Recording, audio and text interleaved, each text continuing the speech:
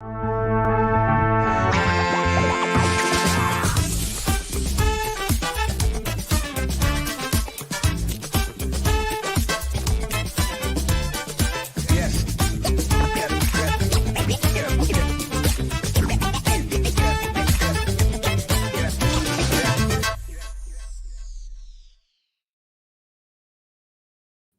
hello, everybody, and welcome to another episode of Sour and SaaS. I am very excited today to be joined by Kimmah Shah, the head of digital and demand generation at Actian.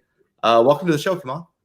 Well, thank you for having me. I love your intro. Super cool.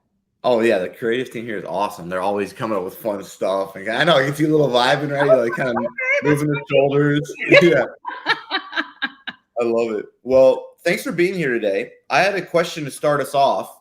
Cool. Does writing a book for dummies actually work? Like, I saw you all did that, and I was like, okay, that's kind of dope but I was like, okay, their audience isn't dummies. So, like, does the concept when you're serving a technical audience, does writing the book, like a dummies book, work? I'd love to hear your perspective. It does, but it's not just for our technical audience. So it's not just for our architects. It's not just for our DBAs. It's also for people who are entry level, who really just don't have an education about cloud data warehouse, hybrid cloud data warehouse, and how it works. And so it's a great gated piece of content because everything we do is for demand gen is about how can I get your email address so I can talk to you some more about what we really wanted to talk to you about. So it's a great high level piece of content, and everybody knows that the dummies brand is not necessarily saying that you're a dummy. It's just saying, like, how can we simplify this concept that you may have a little bit of familiarity about, but you're not an expert. How can we dumb it down to make it palatable? That's all. I love that. And I think it's such a good answer because I think so often as marketers, we think about every piece of content is only valuable if it acquires net new pipeline or revenue. Mm-hmm. And I think that's a lie because if you look at the landscape of business today, most organizations, especially successful ones, their greatest problem is not actually revenue, but labor supply. And so I could imagine for you all, that book has maybe a more strategic purpose of also attracting engineers to your organization, other humans, and then it also creates more of a long-term vision for where you're trying to go. And so I always think it's very wise. Like a lot of us in content, for example, we think about, what's the ROI of this piece? Mm-hmm. But I like to think of it in three buckets, right? Acquire, sell, and then retain. Mm-hmm. Right? That's how, if you put content in the lens of business, it's to acquire, sell, or retain. So for you, how do you think about content marketing maybe and what its role is in retaining customers and even selling customers? Like, how do you think about where your content strategy fits in those two buckets? Well, I think it's like you said, it's a long strategy, right? I'm not expecting somebody to sign up for a blog and read a blog and be like, yeah, I want to buy this. that doesn't happen. Take my money. I'm ready for this. I am ready, right? I'm ready to sign an SOW today. That's not how it works. I think the content is part of the relationship. It's part of the relationship where you're not necessarily, well, you kind of want to be the expert, but you want to be a partner on the journey to learning and education with your customers, so that when they get to the point that they're a customer or they're ready to purchase, they already have a relationship with you. They understand not necessarily just your position in the market, but you've educated them about the market just in general. So you have a closer touch point with them. And then when you actually have your customers, they've already become your customers. Now you're using those communications and that content to further cross-sell, upsell, to continue to build relationships and to retain them so that you have lower attrition. So I see content as the relationship bridge between the company and the consumer. No, I love that. And when I was going through and prepping for this interview, there was some stuff I found that I thought was really interesting where you make a really cool offer. I'm all about offers because I think there's got to be a hook. And a lot of times in B2B, we don't have that no more. Like, it's just like that hook is gone, like that offer. And so you say, we'll cut your Snowflake bill in half. Find out. I think that is so cool. Number one, can you? And number two, how'd you come up with that? Or like, what was the logic behind that? And like, how's that working for you? Because I think most of our customers need to have a little bit more confidence in how they portray their value. And I thought that was really cool. I mean, well, we're a data-driven company. We have the data to back it up. Like, we talk a good game and we back it up. Yeah. That just is what it is. Oh yeah. So I won't spend a whole bunch of time on talking about our competitors, but I mean, essentially, we did the research. It was an independent study, and this is the information that we found out, that we're able to provide this concurrent users, volume, there's no the query complexity. You can maintain that, so we can give you everything that you need to be to have real-time decision making without compromising the complexities in your queries, the users that you can have doing running at the same time, and we can do it for less money, really, right? So I love that. But let's unpack the playbook of how you got there, because I think the offer and the call to action is so good. I don't know how many people know how to get from request a demo to we'll cut your bill in half. Right? Because like I think most of us are living in this request a demo, really poor click-through rate, really poor conversion rate world. Yeah. And we've pioneered a lot of stuff like demo videos. So we've been like doing demo videos for clients for almost 7 years, where you watch a free demo video and you still like, it's something you get. Because usually what happens in SaaS is there's not an equal transaction of value.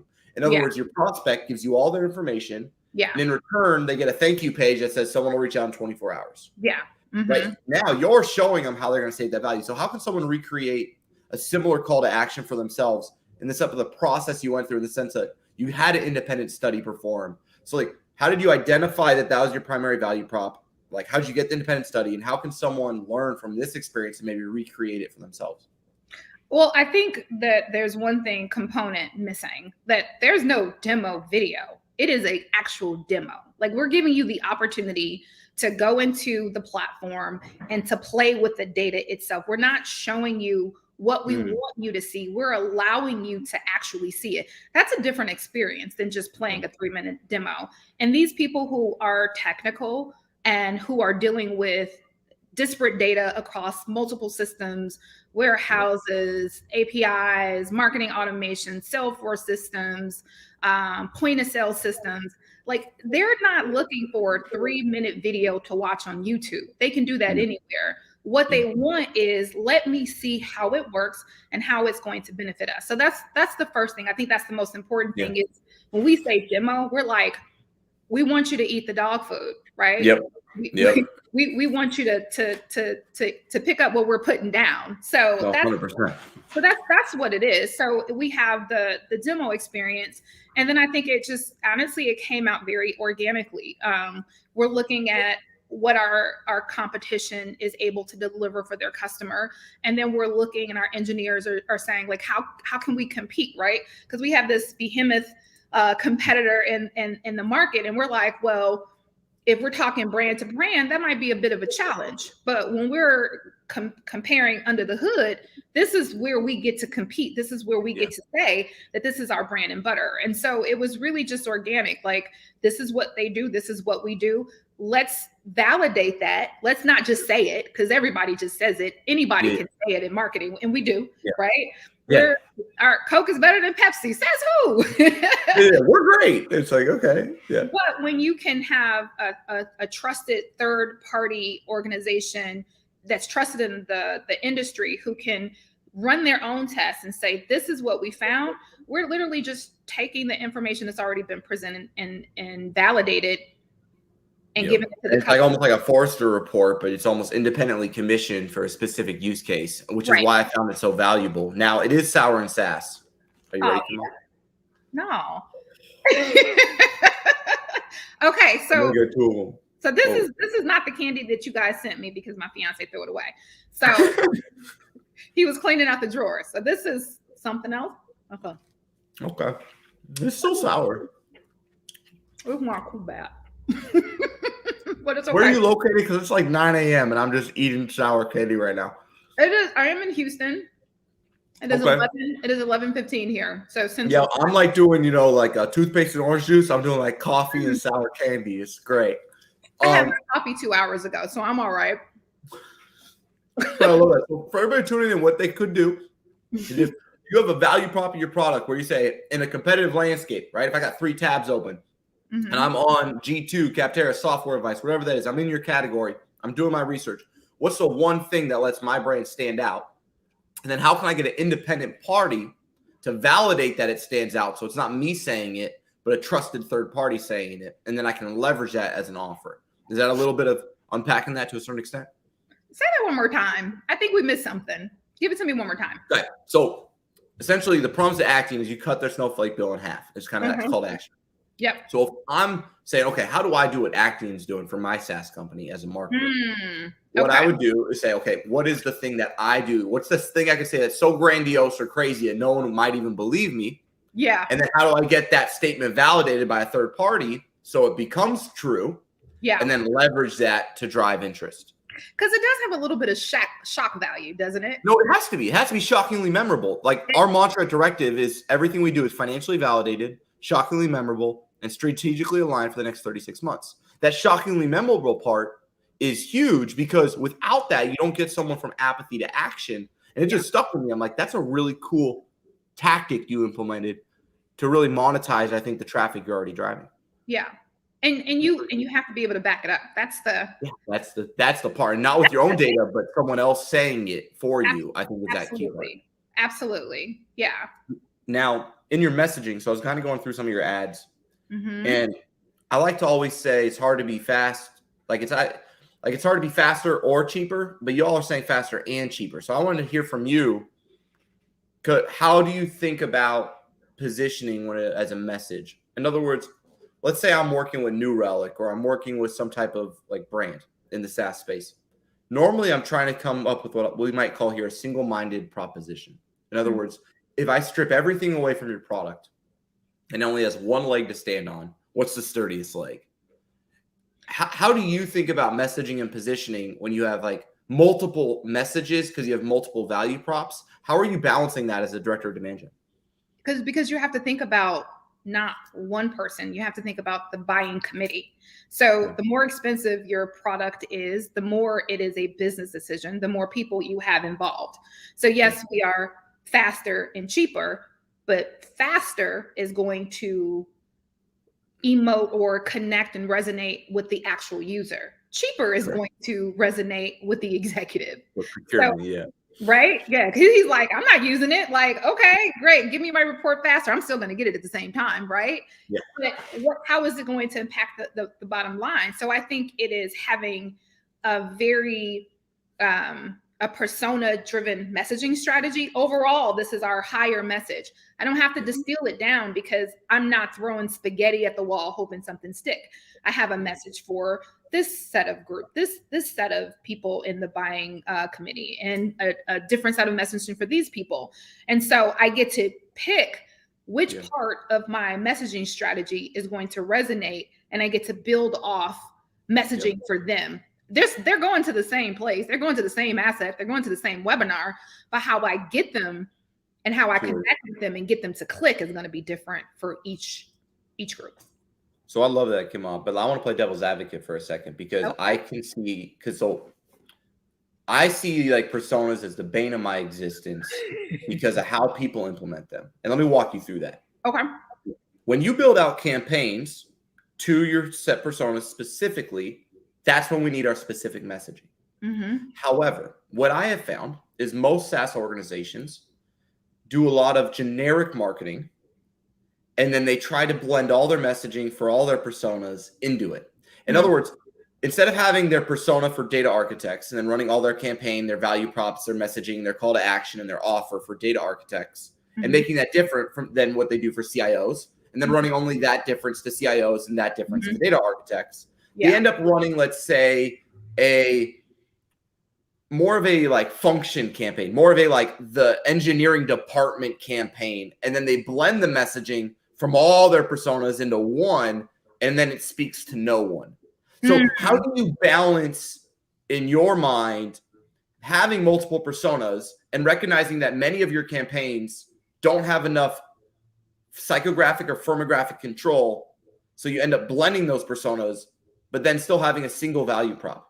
Like, how do you think about that in your mind? It's hard. Like, I'm just being honest. It's hard because you can't, if I had a personalized message for each person that there was an impression for or a click for, that's not even scalable, right? Like, you have to build to scale. So when I'm starting a campaign, I'm thinking about who can I actually talk to, right? Like, I want to talk to everybody, but the fact of the matter is I cannot talk to everybody. It's not scalable, right? So I understand that for maybe in my SEO strategy, I might be optimizing for someone who may be not necessarily a decision maker in the buying. Maybe a practitioner, right? Exactly, right? So their educational experience might be completely different, and I might have a different channel and a different strategy for them. But I'm not paying for everybody when I can't create and develop messaging for everybody. It just, you're right, it doesn't work. And I'm not going to say that we get it right all the time either. A lot of the times when we're building out our campaigns and I'm working with my agency partners, we're like, okay, these are our personas. This is where they are. We'll break up copy for each one. We'll have maybe a slight variation of creative, but they're going to the same page. Just be real. Like, they're going to the same page because who's going to do 5 landing pages at that scale when it's only a 3K budget? And that's where my complaint with the personas comes from. Is not that personas are bad. It's that we kind of bastardize our capital with it. Yeah. And so I guess my tip for everyone who's tuning in is I like to say 10K per persona per channel. Mm-hmm. In other words, don't like go after a CIO on LinkedIn with 5K and be like, it didn't work, because you don't have enough there. And then the last part is have a blended persona. In other words, when we do personas, we do like the CIO, the DevOps person, and maybe the architect. Mm-hmm. And we have 3 personas. But what I found is nobody does but when we can't target those people specifically, what's our single value prop for our blended persona? Mm-hmm. And I think if you have a single value prop for your blended persona and you add that to your specifics, your campaigns can come out more compelling. Yeah.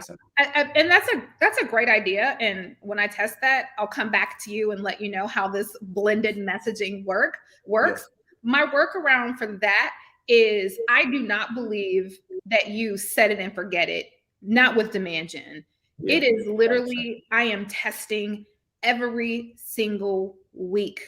Every single week, I am changing something about my campaigns. So once I run them, I am pausing them, adding member groups, adding skill groups, breaking out titles. I am constantly figuring out, because if this is the messaging that I have, then this is just the messaging I have. I need to figure out who this is going to resonate with. Like, what targets are performing better than others and what segments within that do I need? And then you can start to actually bring that to life. Exactly. And then I just pause what's not working, reallocate, and then A/B test and make it more efficient and effective. Like, I love that. I would love to have 30 people writing content and landing pages, but that's not the case. So and a lot of times it's not, frankly, and it gets difficult. And so one of the things I noticed is your customer stories. And this is a part I'm still trying to figure out for myself. And I don't think this is probably a part that you've put a ton of time into from what I've seen so far. But how do you think about telling your customer stories? Because I think this is such a hard part in technical industries, is how do you bring that to life? Because I'm looking at yours and it reminds me of mine, right? It's challenge, solution, outcome, and then it's a bunch of text. And I think we both know in our heart of hearts, not everybody's really reading it.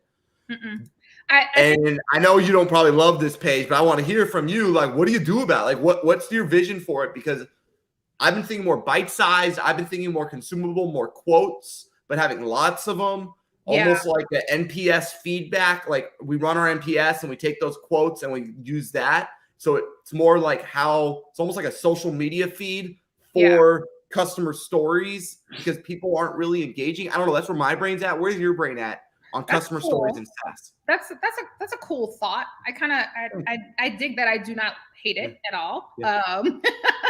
As far as how the information needs to be displayed for the most engagement, I haven't thought a ton about that. What I have thought about is what those customer stories need to look like. And they need to be like, one of the things that I remember like earlier in my career when I was moving from retail into tech, and I was having a conversation with my soon to be boss, and we were talking about B2B versus B2C. And I said, it's all B2C. It's either B to B to C or it's B to C, right? Or when At I the say end of H the to day, H, right? Human to human. Everything's human to human. It's Yeah. absolutely. So at the end of the day, you're not selling to a logo. You're not selling to a business. You're selling to a human. And what does that human need? They want to work.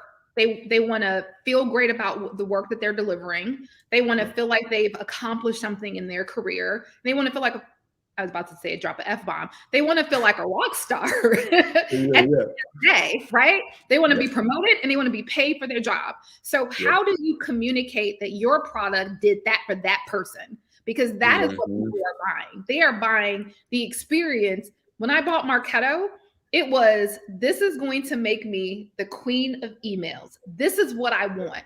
They sold what this would make me in my career, not what it would necessarily just do for the business. Correct. When you're talking about a customer story, it has to be, like you said, human to human. It's not about business to business. And I think that's where a lot of businesses get it wrong. That's something that I think that we have to continue to work on to develop. But, you know, there are only so many hours in the day, so we got to do a little bit of time. No, I love that. Now, are you ready for round two? Now, I'm going to warn you, round two is more sour than round one. Okay, I got different candy this time. So, and I'm doing two. Watch out. I'll do two too. Now, that's so nasty. I have this concept of a bridge. And what I mean by that is we all want SEO as part of our campaign mix because it lowers our customer acquisition cost and it gives us kind of a better blended CAC at scale, right? We don't have our high cost channels, maybe like LinkedIn, Medium, and Google, and then low in maybe Facebook, Instagram, Twitter, and then lowest maybe in SEO. Yeah. Now, the problem with SEO, as we all know, is we don't get to control our firmographics. So those personas you have, while they're lovely, it's very hard to translate. Like this exact persona searches this exact query, and they're going to rank on this exact blog post, and I'm going to hit them with this exact value prop, and then they're going to want a demo. Like that doesn't really work, right? So we'd like it to, but it ain't real. And so most of our SEO is like informational intent, top of funnel, get them into our brand, get them into our company. However, get them in the door. Correct. How do you think about getting them from informational intent to wanting a demo? For me, I use a Slack group called Society, and that's my bridge. It's like a community play where I know you're not ready for a demo because you don't have purchase intent. So I get you into this bi-directional environment where I can talk to you and you can talk to me. And now it's a bi-directional thing instead of just an email where it's one directional. So that's how I do it. How do you think about a bridge, especially in a technical space, to get people from your blog to a demo over an extended period of time? That's another area where, if I'm just being 100% transparent, as B2B, we struggle. And it hasn't been, I mean, without giving away the secret sauce, SEO in and of itself is a complete undertaking when you're taking on a new org and you're coming in, you're like, okay, what's been happening here? Let me fix and address it, right? So now you have all of these people coming and you don't know to what end that they're coming to what place. I mean, I think this is where having a good ops in place, a good marketing operations system in place, because even though you can't necessarily always tie, you can only have so many UTM codes, right? Like you can only have so many smart lists. However, there are ways to be able to tie where somebody went and what they were doing back to the user, which if you have your data in good enough condition, you can run an analysis on that data and say, okay, this persona typically acts with this. Who is this person and what do they do? And start to have those conversations. Or if you say that this person is outside of the buying committee, and maybe I want to focus a little bit less on them, but the people who are inside of the buying committee, maybe they're interacting with this content more. Like maybe we don't have the opportunity or the infrastructure right now to build that bridge. We would love to have conversations. I would love to have our engineers. I would love to have our product team talking to customers on a regular basis, answering their questions. And we do have a community, an Actian community where people can go and ask questions. We just have to get them there, right? And so it's finding the people who are actually coming and giving them an opportunity to go to places we actually have. Because sometimes it's like, and I'm sure you know this, you have to, as a marketer, especially when you have a limited budget, you have limited resources, you have to figure out how to make an impact with what you have. I can't focus on what I don't have because that's not going to benefit me or the business right now. Right now, I just can focus on what I have. So I know who's coming to my page. I know where I can get that information. I know what campaigns I can attach that information to. And I was talking to one of my team members earlier and she gave me this analogy and I'm like, damn, I'm going to use that when I can. So I'm going to use it now.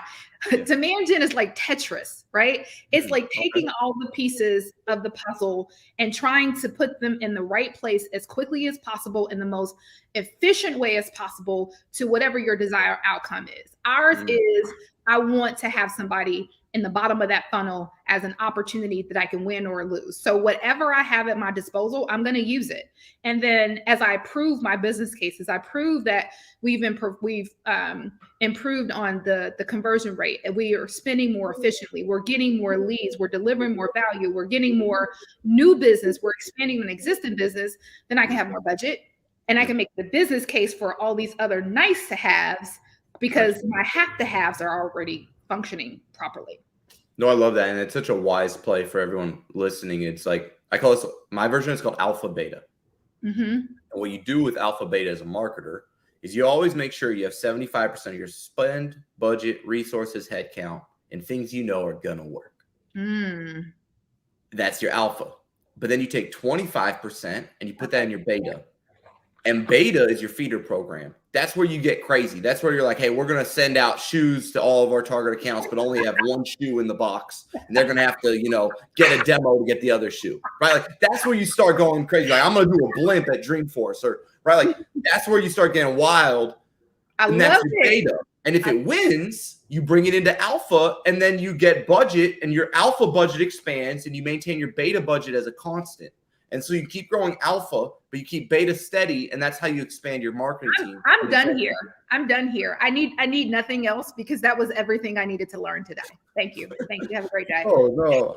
I'm learning like crazy over here. And I think the biggest thing I want to learn, Kimmah, is how did you get out of D to C into B to B without getting your title hacked to crap?